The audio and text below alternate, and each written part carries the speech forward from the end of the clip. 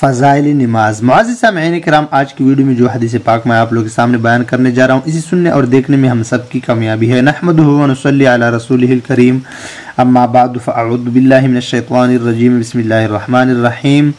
ابو مسلم کہتے ہیں کہ میں حضرت ابو امامہ رضی اللہ تعالیٰ عنہ کی خدمت میں حاضر ہوا۔ وہ مسجد میں تشریف فرماتے، میں نے عرض کیا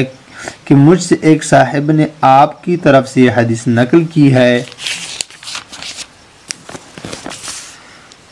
کہ آپ نے نبی اکرم صلی اللہ علیہ وسلم سے یہ ارشاد سنا ہے، جو شخص اچھی طرح وضو کرے اور پھر فرض نماز پڑھے تو حق تعالیٰ جل شانہ اس دن وہ گناہ جو چلنے سے ہوئے ہو، اور وہ گناہ جن کو اس کے ہاتھوں نے کیا ہو، اور وہ گناہ جو اس کے کانوں سے صادر ہوئی ہو، اور وہ گناہ جن کو اس نے آنکھوں سے کیا ہو، اور وہ گناہ جو اس کے دل میں پیدا ہوئی ہو، سب کو معاف فرما دیتے ہیں۔ حضرت ابو امامہ رضی اللہ تعالیٰ عنہ نے فرمایا کہ میں نے یہ مضمون نبی اکرم صلی اللہ علیہ وسلم سے کئی دفعہ سنا ہے۔ معزز سامعین کرام، فائدے میں لکھا ہے یہ مضمون بھی کئی صحابہ سے نقل کیا گیا ہے، چنانچہ حضرت عثمان رضی اللہ تعالیٰ عنہ، حضرت ابو ہریرہ رضی اللہ تعالیٰ عنہ، حضرت انس رضی اللہ تعالیٰ عنہ، حضرت عبداللہ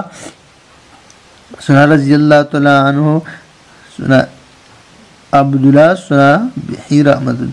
حضرت عمر رضی اللہ تعالیٰ عنہ بن عبسہ وغیرہ حضرات سے مختلف الفاظ کے ساتھ متعدد روایت میں ذکر کیا گیا ہے، اور جو حضرت اہل کشف ہوتے ہیں ان کو گناہوں کا زائل ہو جانا محسوس بھی ہو جاتا ہے۔ چنانچہ حضرت امام اعظم رحمۃ اللہ علیہ کا قصہ مشہور ہے کہ وضو کا پانی گرتے ہوئے یہ محسوس فرما لیتے تھے کہ کون سا گناہ اس میں دل رہا ہے۔ حضرت عثمان رضی اللہ تعالیٰ عنہ کی ایک روایت میں نبی اکرم صلی اللہ علیہ وسلم کا یہ ارشاد بھی نقل کیا گیا ہے کہ کسی شخص کو اس بات سے مغرور نہیں ہونا چاہیے۔ اس کا مطلب یہ ہے کہ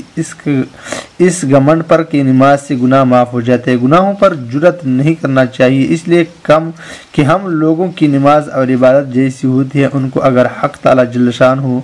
اپنے لطف و کرم سے قبول فرما لے تو ان کا لطف احسان و انعام ہے، ورنہ ہماری عبادتوں کی حقیقت ہمیں خوب معلوم ہے۔ اگرچہ نماز کا یہ اثر ضروری ہے کہ اس سے گناہ معاف ہوتے ہیں، مگر ہماری نماز بھی اس